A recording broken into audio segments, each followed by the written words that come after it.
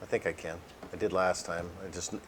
That bar to the right goes to the left, I think, live or something like that.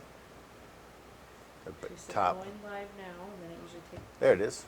Hi, welcome to our live event. It is Tuesday, July 23rd, and we are doing the RV Repair Club Live. I'm Dave Solberg, your managing editor.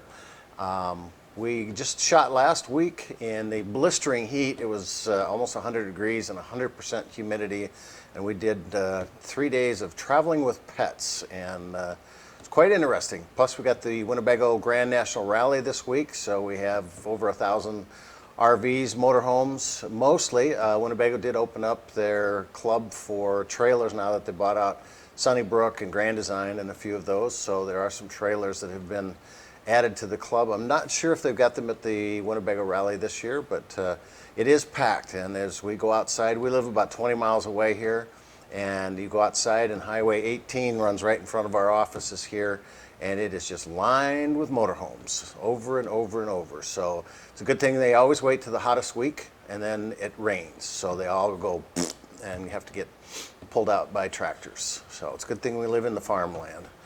Do we have any questions? I don't have any here. Look at, I see. Maybe ask Sam if there's anything out there. Do I need to refresh this, or I don't have anybody on. Just gonna hit. I think. Just sent. Let's see. I'm on the site. You can go to rvrepairclub.com. Go to the videos section and scroll down. You'll see RV Repair Club Live, She said not yet. and that's where we are at for July 19th. And I do see, though, we have Sam and Peter and Edward and Gary have joined us. So welcome, guys and gals. I guess I don't. Sam could be. Well, we have a Sam that's our producer. That is Sam. And anyway, there we go.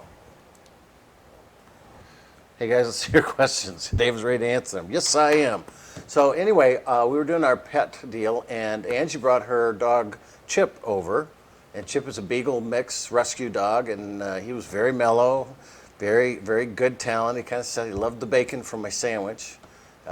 He left little offerings 3 times in the campground too. So we got to do a little segment on how to pick up after your dog. So about 75% of people, RVers, own pets. So that was why we decided to shoot that class, and we went through how to get ready. I did a great interview over at the veterinary clinic in Forest City on microchips and how small they are. I was amazed at they look almost like the size of a small little pencil lead in those little mechanical pencils, less than half an inch, 3/8 of an inch maybe. And they just use a little syringe and pop it in, and very, very innovative anymore. We talked about GPS trackers also. If you have a pet that gets startled and runs off into the woods or something, then you do have the ability to track them with the GPS, either cell phone or wireless internet. And the containment, traveling on the road, putting them in some type of a harness or leash is a little bit of a challenge in a motorhome because you don't have a good place with seat belts. Typically, sometimes the sofas are real soft and the seat belts are hidden down underneath. And we went through a couple of ideas of how to put some harnesses in it, things to look at the campground. Then on Friday, we did a air conditioning swap out. We had one of the locals here that he's actually working camping, and so he had an air conditioner on a 5th wheel that went out on him, and 100-degree weather, that's tough to handle. So he took off and went for a secondary home he had, and Steve and I put a new air conditioning on the 5th wheel. And the heat, 7 o'clock in the morning, we started because we thought we'd beat the heat, and it was still about 85 and 100% humidity and hit 90 really, really fast. So that was kind of an interesting week. And let's see, we're getting some more people on, but we don't have any questions. We got Delane and Matt and guest 68 and 98. This week, I know Steve is working on a travel trailer. We got I think it's a Passport that has it's got a whole bunch of problems. New couple got it last fall, camped in it through the fall season and shut it down during the wintertime and did not winterize. They were not told by the dealership that they bought it from that they need to winterize it. And so they have all the water lines froze, the refrigerator ice maker froze, all the faucets. The big thing is the water heater that split. So we are working on that, trying to put new lines in. The nice thing about the water lines anymore in motorhomes, travel trailers, is you can get by with the PEX and the compression fittings rather than doing the old copper and there never really was a lot of sweating in I see we have a question here. I'm just going to finish this up.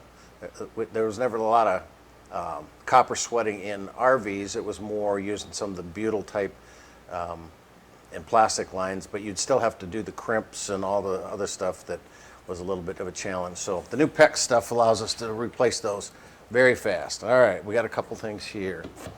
Edward asks, he says, I have a awning fabric that is starting to peel right where it connects to the trailer. The unit is 2017. It looks like a clear coating on top of the awning fabric of some sort that is deteriorating, possibly due to sun, weather exposure. Is there a repair or patch procedure for this? Probably what you've got is an acrylic awning. Carefree and Dometic are the two major awning companies. Lippert is now into it as well with the Solero that they have. But you either have a vinyl or a acrylic awning, and I take that back. You probably have a vinyl awning because it's got a series of layers to it, and then that coating at the end of it. What I would recommend, and all your awning manufacturers recommend, that you condition that awning once a year by washing it. A couple of them have their own proprietary solution or cleaner, but Dawn dish soap is one of the best things you can use to clean it with the blue kind.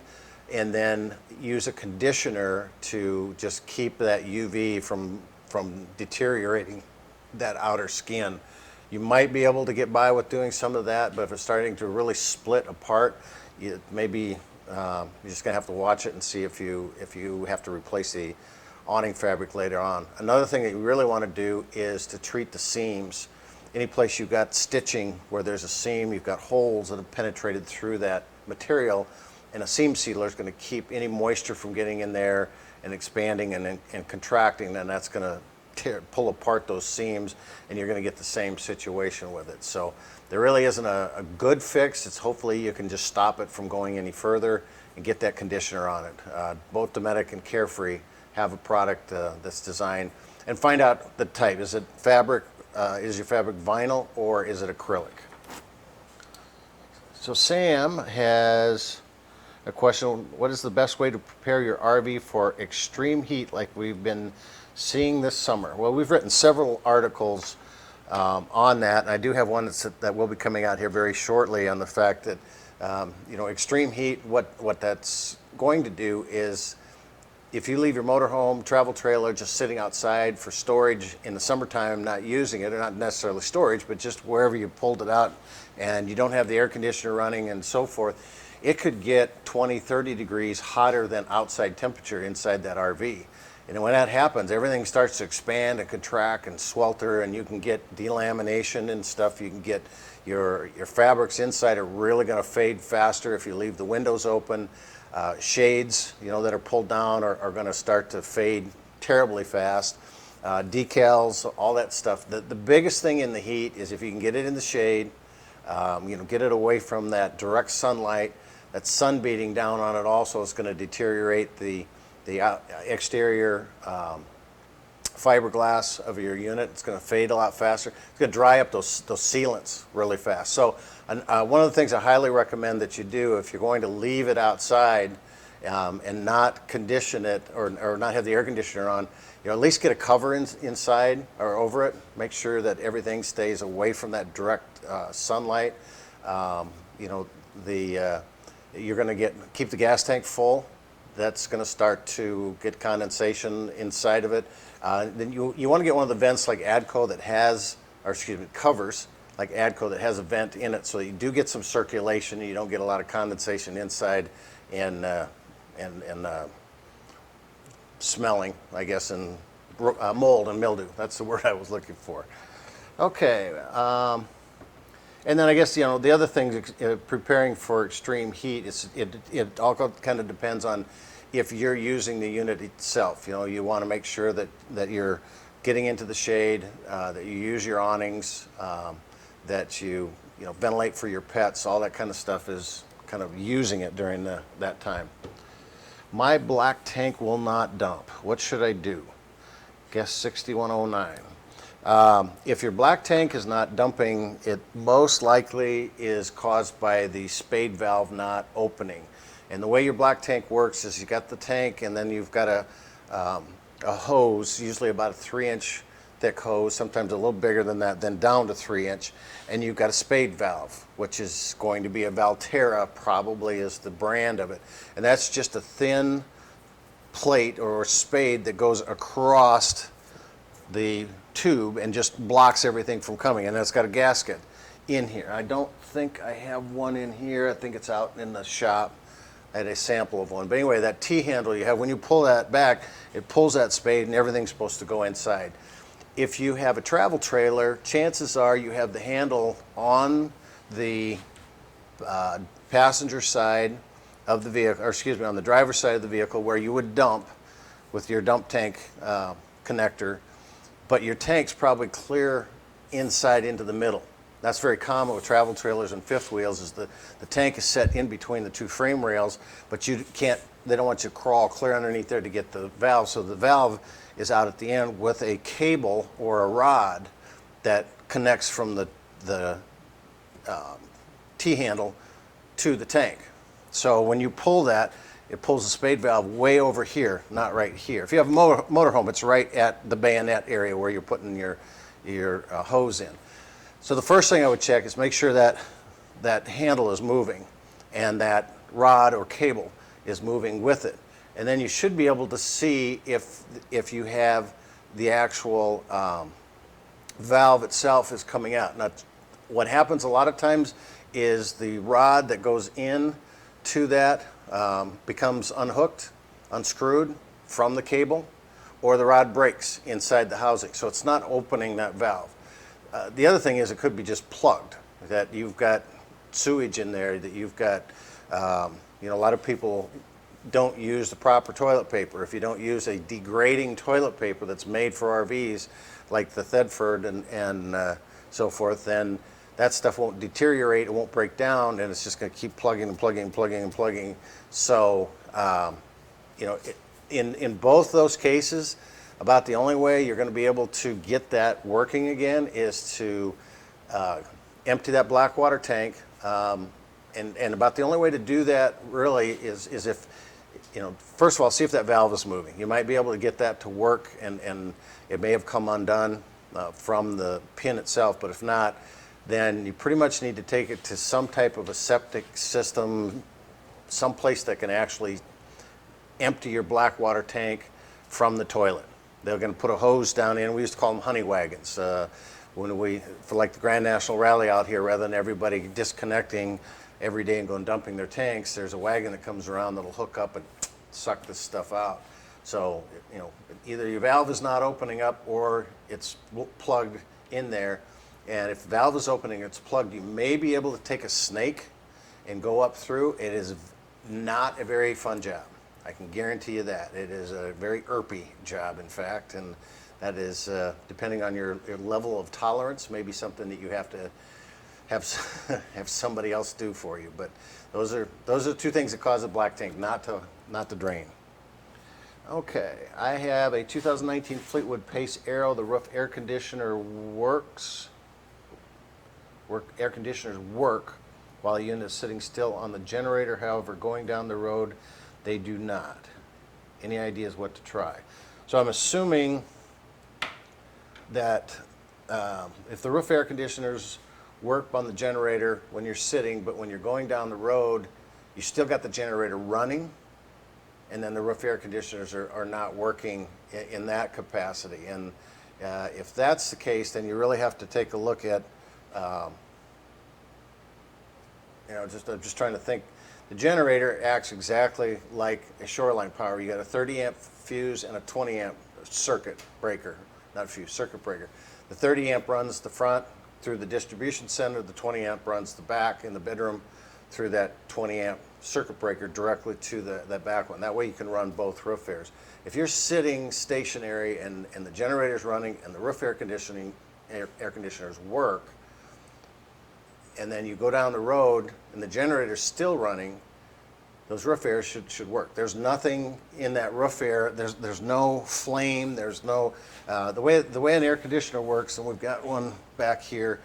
You have 120 volts that goes up to the compressor and your motor basically inside. When the thermostat calls for cool, it's going to kick on that compressor and that fan. That fan runs, pulls air from inside the coach, goes up through the evaporator coils, takes out moisture, cools it down to about 20 degrees and dumps it back inside. The refrigerant that's in that evaporator coil then goes back through the condenser coil, and then it cools it down and comes back through. No moving parts really in there, no flames, nothing that traveling down the road should affect that. So what I'm wondering is if you're traveling down the road, somehow your generator is not getting 120 volt power to the distribution center and to the air conditioner. So somehow you need to find out. I don't think there's a switch. I know Fleetwood has a switch that you can't watch TV when you're going down the road. It'll shut that off. But I don't know of anything that would affect that air conditioner. So with the 2019, you should be able to take it in the warranty. That roof air conditioner is warranted for 2 years. And you definitely want to get that documented. So if you ever have problems down the road, that it's been documented and you can get it taken care of. So I'll have to do a little more research on that. I have not ever heard of anything like that happening. Make sure your generator is still running. Sometimes it's kind of hard to tell, especially if it's a diesel pusher, that it is still running and it is giving you power. So somewhere you're losing power, I think, to that air conditioner. Oops. Where did I go? Got some questions now. Oops. Oh, I can see. There we go. Okay, this is Fleetwood. I think I need to equalize my deep cycle batteries as they are 6 months old now and have been through several charge cycles. Do I need to turn off the house battery switch to isolate the components inside the coach before I tell the inverter charger to begin the equalization? If you have an inverter charger, then it will do it automatically. That inverter charger has a set of multi-stage charging systems. It starts out with a bulk stage charge first that does like a 14 to 16 volt charge, breaks up the sulfation if it's a lead acid battery. Then it will go into an equalizing stage and a float charge for you. You should be able to see that on your inverter in each one of those stages. It should have a light that's showing you that it's doing that. Check those out just to make sure, but if you have an inverter that's the charger, that should do that for you. Okay. I have a kitchen gray tank that shows full all the time when it's actually empty. I've tried hot water, chemicals without any good results. The valve isn't closing very well either. Any suggestions? Well, the way your tank works is you've got a power probe that comes in at the lower part of that tank, and then you have a series of 3 or 4 probes off to the other side of it. So as that water level rises, it arcs across and it creates a closed circuit, and it says I'm a third, I'm 2/3, I'm full, or 3/4 and 4 full. And then when you drain that tank, you still have something inside that wall that's arcing across. It could be calcium, it could be lime. Normally it happens on black water tanks more with the sewage and the toilet papers and that type of stuff, but pretty common problem with those internal probes because they just get stuff in there. First thing I would do is get some tank blaster from Thetford. They have a product that goes in and just foams up and cleans that whole area inside. They do have monitor probe cleaning products as well, but you need to really clean those out very, very well. I would also get that valve fixed, find out what's causing that. You probably, you drain that whole thing out, You're gonna have to take that valve apart and find out what's causing it. A lot of times it's just simply the seal that it's supposed to slide in between this little grooved seal, and that thing gets just a little bit out of place, and it goes in and pinches rather than goes inside the groove of the seal, and you can get it to leak that way. So get some tank blaster, try that first. If not, you can take those probes out and clean them, but that you still have something on the side of that tank. So the water, the ice cubes, the other chemical, tank blaster is the best thing that's out on the market.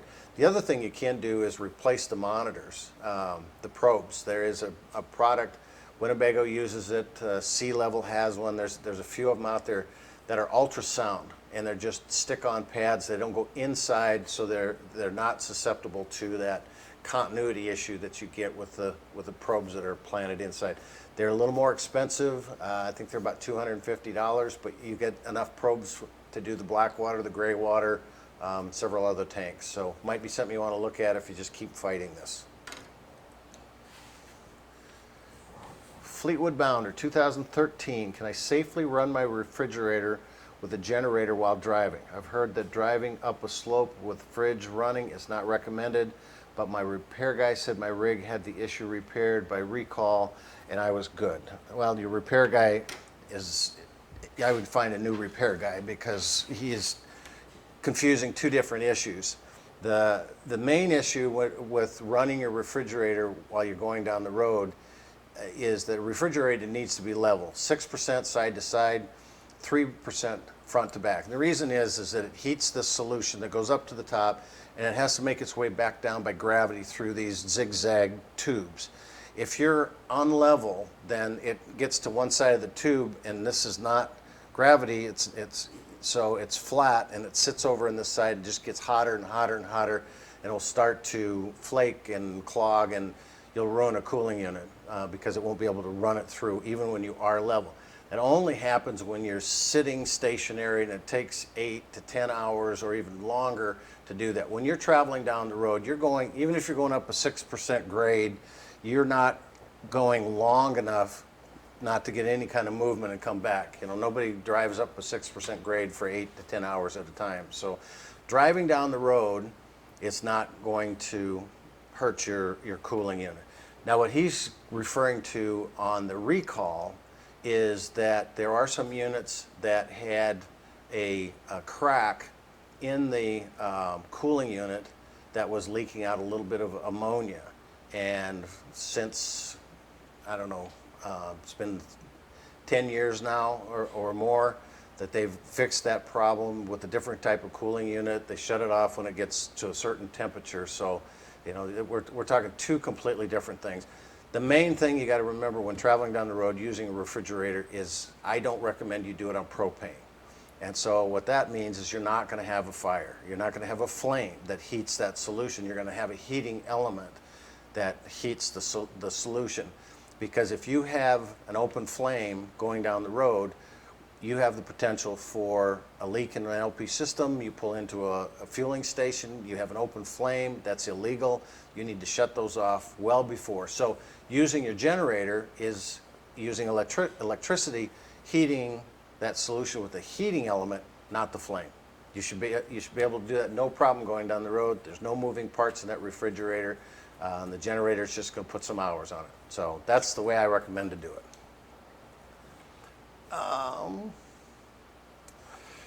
My dealer recommended Plexus for stopping windows from screeching. It's expensive. Have you used it? Do you concur with the recommendation or have other suggestions from screeching? Okay, I'm not really positive what screeching would be other than the fact if you get slider windows and they're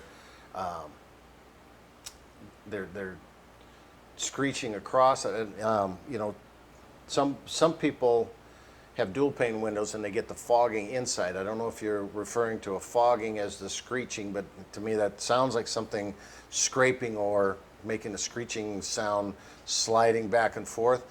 I use graphite. I have put that into the channel many times. You know, it's not going to draw some people spray WD-40 and certain things like that, but that actually attracts more grit and usually makes it worse. But the graphite is very clean if you don't do a ton of it. You're going to get a little of the black powder, but that really helps make that stuff move. I'll have to look into this plexus stuff. I'm not, get back up to it here. Plexus.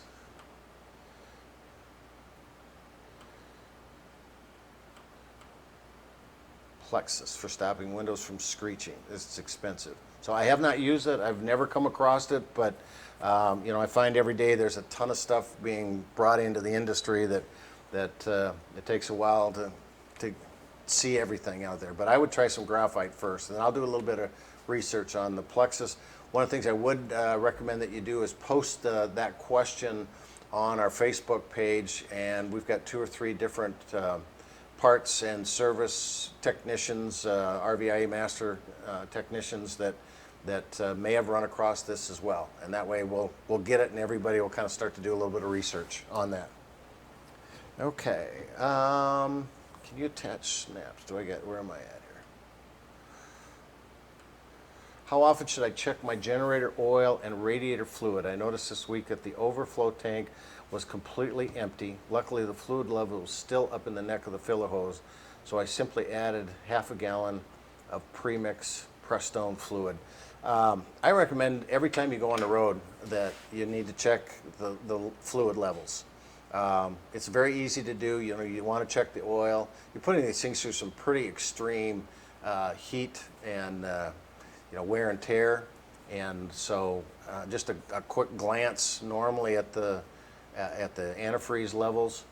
Check your oil every time you go out. That should be part of your checklist. Just like an airplane pilot has a checklist of stuff, we have them on the site. Go and download a checklist for either the motorhome or travel trailer, and it will check the air in the tires every time you go. Check the oil levels. Check all that stuff. I just think it should be part of your daily routine, just so you don't ever have any problems, because you do have quite an investment in these. How do you attach snaps to fabric on the wall without removing the wall? Snaps to fabric on the wall. Okay.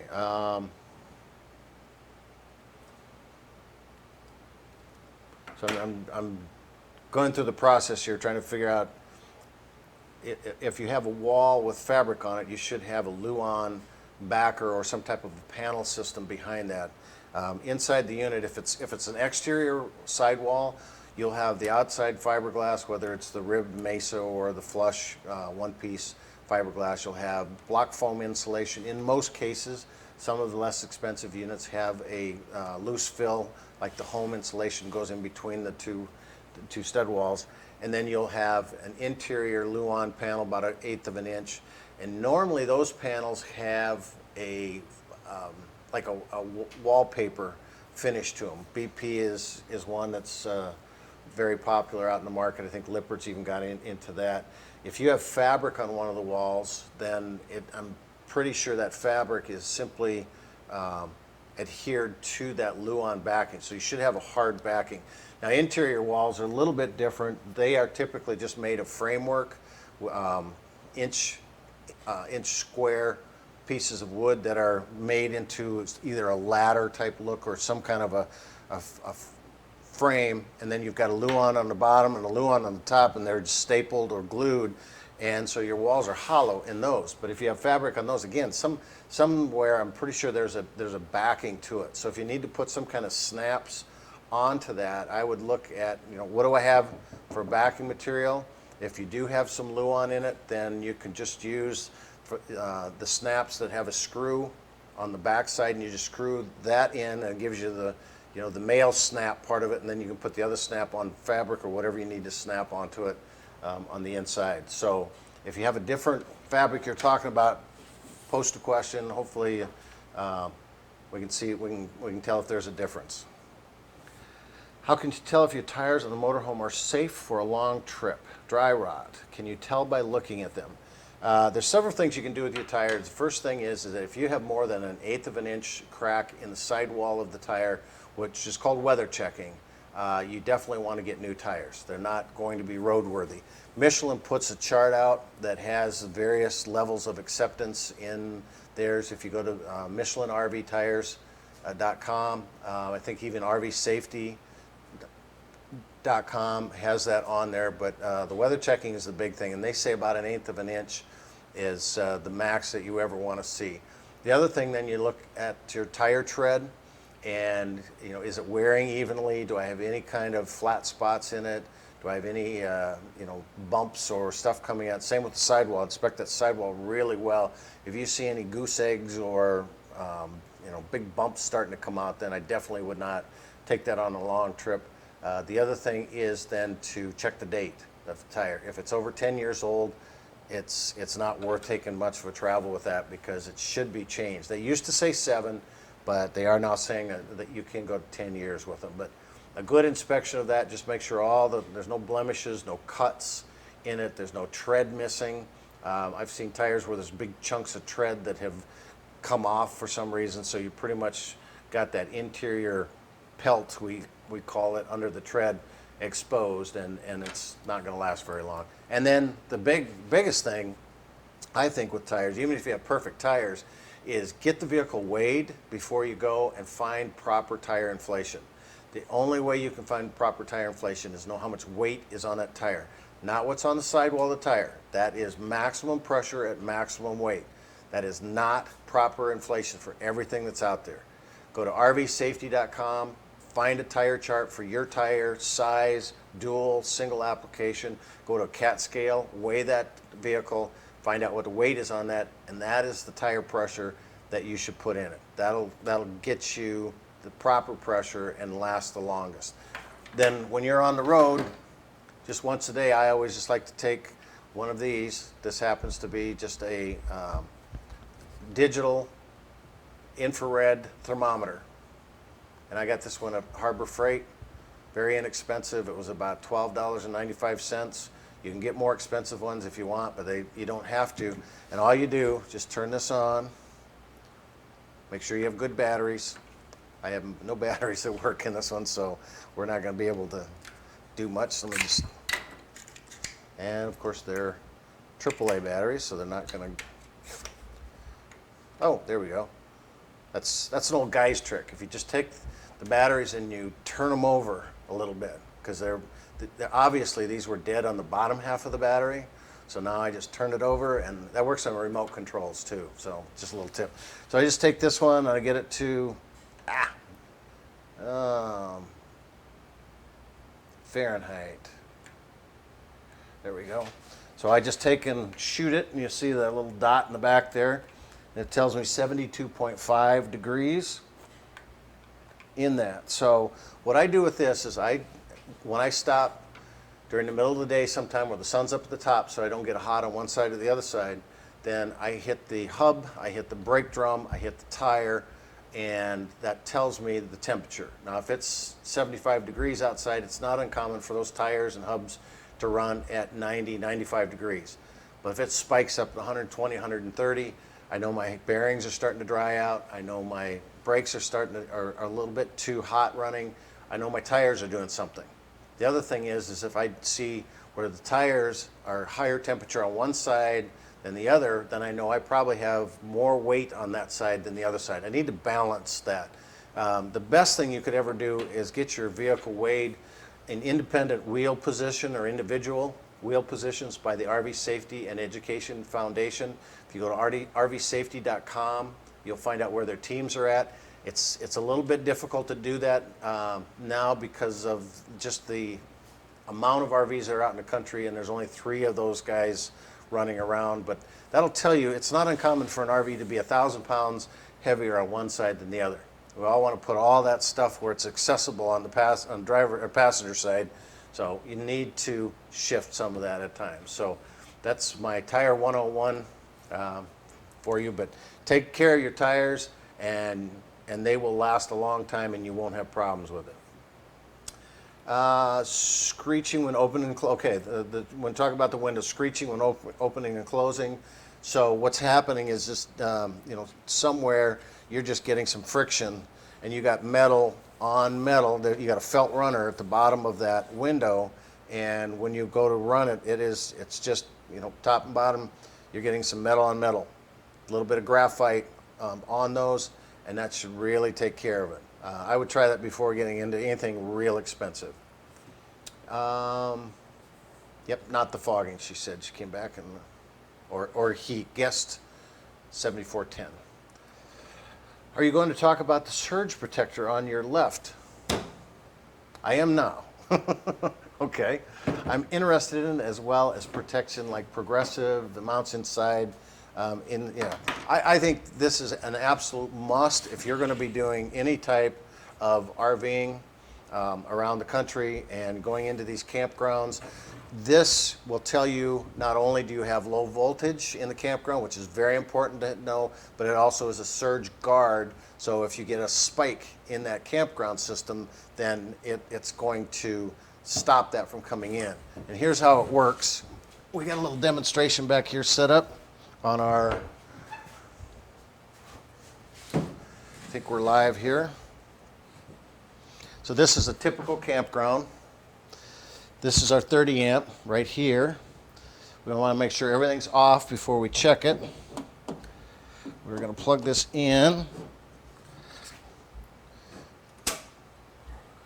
There we go.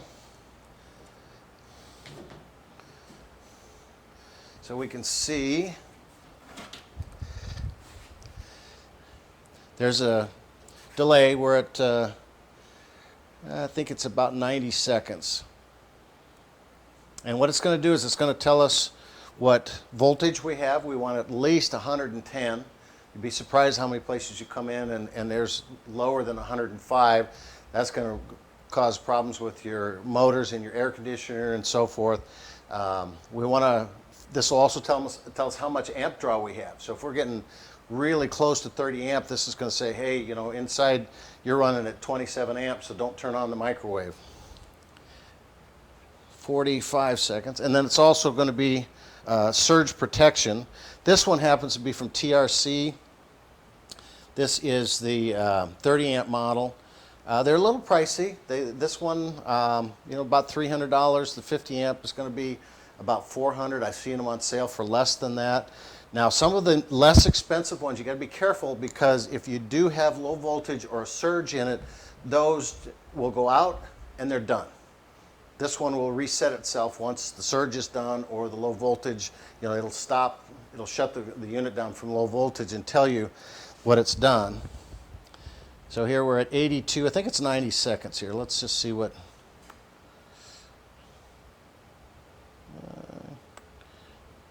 nope, maybe it's 120.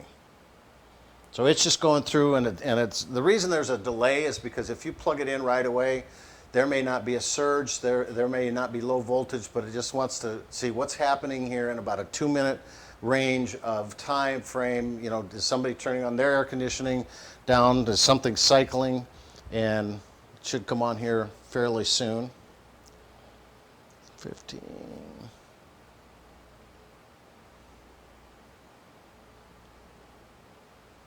And it goes to past 120. So anyway, we'll let that go for a little while. You know, one of the things, there it went. So we got 124 volts. That's good. We're not too high, we're not too low. We have, right now the RV is on. L1 is the only one we've got. And since we're not plugged in here, it is not telling us the amp draw. If I plug something in there, which I don't have this, no, I don't have this wired up, so I can't do that. Now there are other models that are available. You can get a permanently mounted one that goes actually inside the electrical compartment that you can lock, so nobody can steal this. You can get covers for these that have padlocks too, so there's always the potential of somebody walking by the campground and going, oh, there's a $300 surge protector, and pick that up. So, but just make sure when you're looking at them, the less expensive units, there's a reason they're less expensive. Some of those you have to actually send back in and get them reset. This one will just automatically reset for you whenever you do have a problem with it. So great piece to have. RV air conditioner cycles cold to warm and barely cuts off. Changed motor and capacitor already. RV air conditioner cycles cold to warm and barely shuts off. Okay, that one is a very difficult one to answer without actually getting in and just being able to verify everything. And that's one of the things that we've covered extensively with Steve, who is our RVIA certified master technician. And you know, the components in that is, first of all, you have the thermostat, and the thermostat is the one that is going to sense what the temperature is, call for cold air, turn on the unit. You're going to have the blower motor that starts up. First of all, it's going to bring in the air, and the inside you have a thermistor inside that, which is your temperature sensor in the actual evaporator coil on the models that are roof mounted inside. And so what you need to do is check for amp draw of your motor. You've already changed the motor out, but it could be in the control module that's in there. So without getting in and ohming those parts out and being able to test what your amp draw is off the motor, you know, and what temperature you're running at and so forth, it's really impossible to say, you know, and just swapping the parts out, changed the motor and the capacitor already. So it could be in your evaporator coils, it could be you've had a leak in the system and you've lost some refrigerant, and if that's the case, it's a closed system that can't be recharged, so you're going to need to replace the air conditioner. So you're going to have to go through those steps. There's a great class on that. We've got some videos on the site. There's also a great class that we've gone through, and Steve walks through each one of those components to tell you, you know, what your values you're seeing and so forth. So that's something that I really need to get hands on, and not an easy question for here just to say this is what will fix it. Foggy windows, any fixes? No, there are no fixes. There are some places that will take the units out. You basically had two pieces of glass with a trim piece in the center of them. You got air in between those. Somewhere that seam in between those two pieces of glass has failed. It's got a crack, it's got a leak, it's allowing moist air to come in, and yeah, it's going to go in. Now, I have seen a lot of places on the internet says we'll take those out, we'll clean the glass, we'll etch off all the stuff, and we'll reseal them and put those back in. And typically that's going to be more expensive than just putting in a new window. I know the Adventure that we have outside here, they've put in about 6 or 7 windows already, still have 2 or 3 more that have done that. It's a very easy replacement. We'll have video posted on here very soon about how to replace the windows in a travel trailer. And literally what you have is you get the window frame with the glass and the lip around that comes in from the outside, and then you have a ring on the inside that is just screwed in, and it sandwiches. They've got butyl tape in between it, so if you look at your window and just look inside, you'll see the series of screws all the way around the inside of that. That's the frame inside that is screwed to the frame from the outside and sandwiching in that middle. So it's a fairly easy replacement, but I have not seen many fixes for that. You know, there's no fix that you can just go in and squirt something in or do whatever. It's either take it out, pull it all apart, have them completely redo it, which is you know, and getting it back together is a challenge in those. But I'd say it's best to replace them. Foggy windows. Yes, window on the entrance door is sweating. Has the seal broke. Yes. Yeah, if you got, and typically the entrance door is going to be a dual pane door. So you got 2 pieces of glass, air in between them. You've got a strip in between those two that goes all the way around. If you get any kind of, and you got to remember, motorhomes going down the road are going to toss and you know, twist, and you go into the campground, you got uneven, that whole chassis is going to twist, that sidewall is going to twist, that door is going to twist. You know, you put a lot of pressure on those things, and you know, it doesn't take much for that window seal to get just enough. And the other thing is that we let them sit in cold weather. You know, we sit out here in the wintertime, and I've seen those units get down to 20 below zero, and then, you know, people fire them up and take them down the road, and they're warm up in the drivers and passengers area, but they're not warm back there, and especially travel trailers. And so you got to be careful of that stuff and going down the road with a lot of bumps and a lot of movement. So I would say your entrance doors needs to be replaced. Okay, my generator only runs 30 to 45 minutes, then it shuts down. The control panel flashes 4 lights, but nothing else after that initial code. About 30 minutes later, it can be started, but then the same thing happens. I have checked the oil and the air filter. The first thing I would do is I would add some seafoam or some type of a, it's probably an Onan. Onan has their own gas stabilizer. And typically what happens with these is that the gas that we have now is being refined much cheaper, and our carburetors are varnishing. The more you let that sit in there, the more it's going to gum up and varnish. And then when you're running it, it gets very, very hot. And some of it will just completely quit running. What I would do to start with is check your oil, change the oil, put the proper oil that's in there, because if you don't have the right oil, that can start to foam up a little bit and can give you a high oil pressure reading or a high oil level reading. Get the right oil in there, the right amount, change your filter and get the right filter, the oil filter and the air filter. Get the Onan approved filter, because it's going to have the paper elements and the foam for the air cleaner that's got the right airflow that goes through it. It's got to be clean. So all that stuff is you start restricting oil flow, restricting airflow in there, and it's just going to get hotter and hotter and hotter. And eventually it's going to get to the point where it goes up too much. And it's going to shut down until it can cool down enough to say, all right, it's safe to run again. The other thing I would look at is check the type of gas that you're using.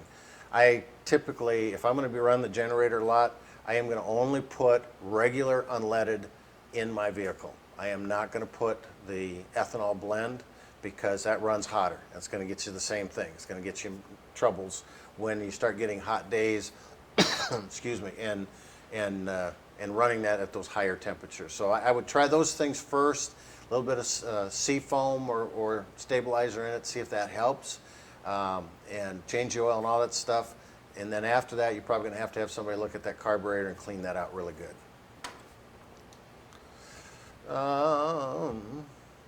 Replacing the entire roof with a new spray-on material, lifetime guaranteed. Thoughts? The good, the bad, or the ugly? They look really good. I've not done a lot of the spray-on stuff that's out there.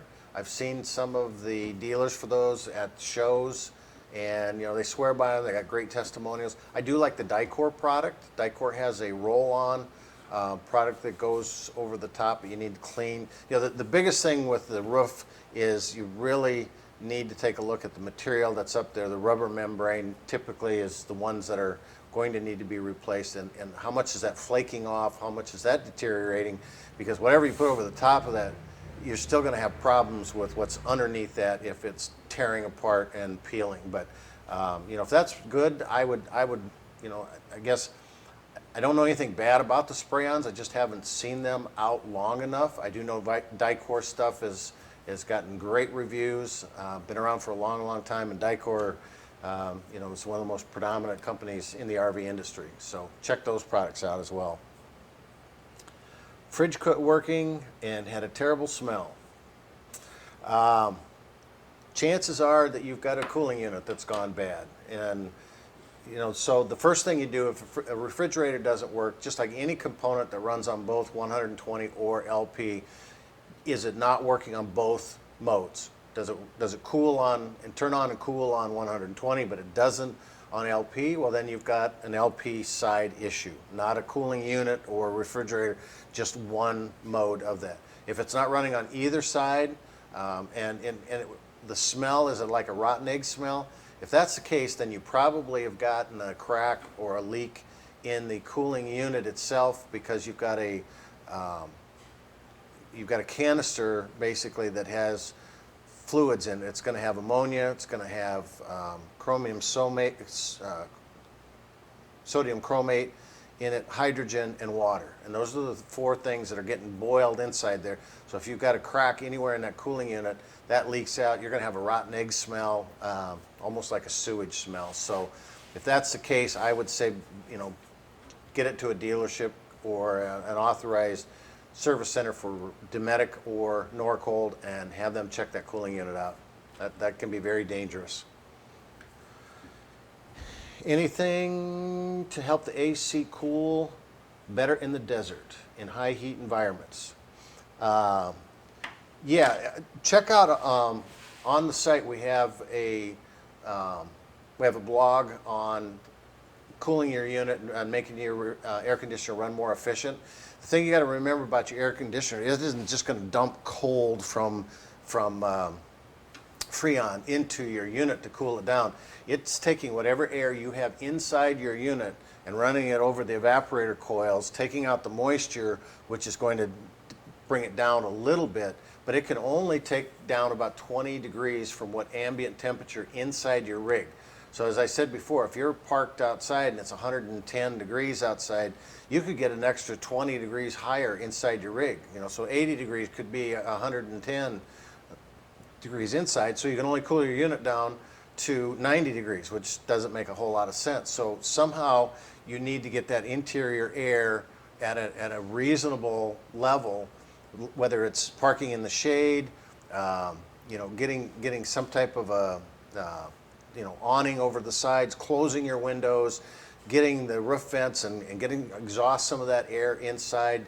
Use as limited water inside, shower, wet clothes, any of that. So all that moisture is going to just trap inside that and keep it hot. So the more you can keep it cooler inside the rig, then your air conditioner is going to be able to pull that air and just kind of keep cycling it and trying to get it, to the point where it's comfortable in there. But you may have to assist it with some fans, get some of that heat out with the roof vents and so forth, and keep everything closed inside.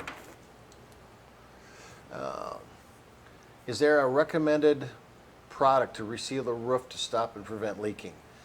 There's a variety of different things, and when you say roof, that's kind of a broad area, because up in the roof you're going to have a front cap that's probably made of fiberglass. You're going to have a seal there that has what's called a J channel, because that moves from whatever material you have on the top, fiberglass or rubber, to that hard fiberglass front cap.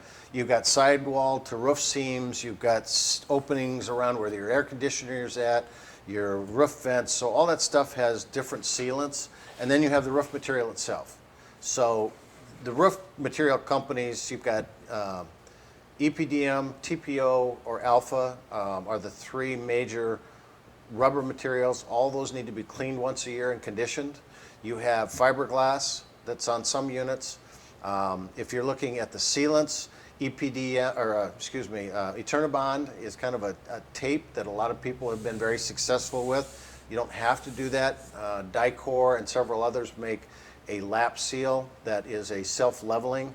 So the biggest thing is you get up and inspect the roof. If you've got a roof material that's got some leaks in it, you need to get it cleaned, you need to get it conditioned, and you need to put patches over those areas that leak, or a cover like we talked about beforehand with the roll-on Dicor reconditioning product.